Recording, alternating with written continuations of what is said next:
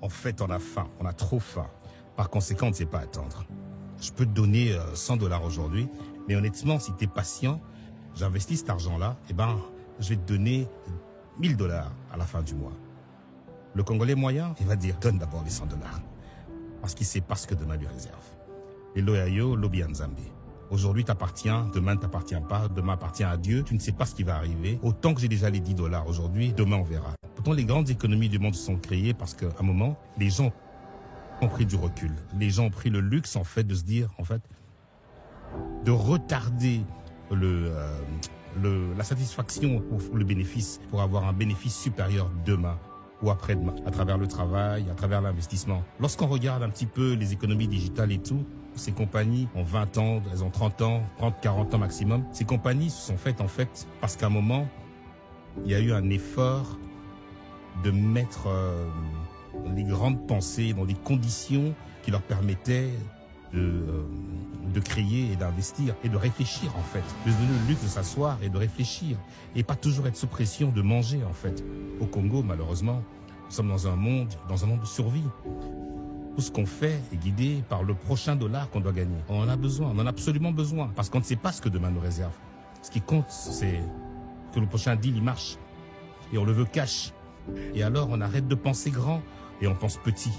On arrête de penser futur. On pense aujourd'hui. Et malheureusement, on n'a pas le recul de se projeter sur demain, sur après-demain, de penser grand.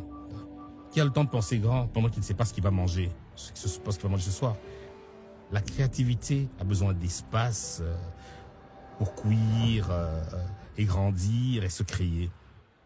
Mais souvent, ben voilà, on n'a pas le temps. Et lorsqu'on essaie en fait de sortir de ce moule-là, de sortir du quotidien, de l'urgence, et ben malheureusement, la réalité vous rappelle. Parce que c'est la fin du mois, parce qu'il y a le loyer à payer, parce que voilà, il y a des factures à payer et autres. Lorsqu'on parle de l'expression, le gars, ils veulent la vache et le lait de la vache.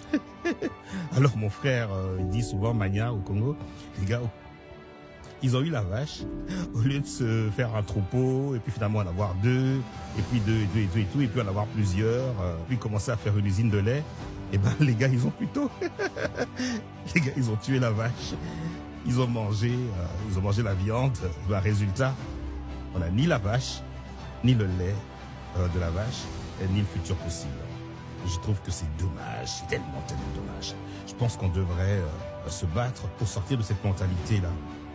De penser beaucoup plus grand, de penser demain et de penser investir, plutôt que de penser consommer, gagner aujourd'hui, soi-même, maintenant. Keep walking, peace.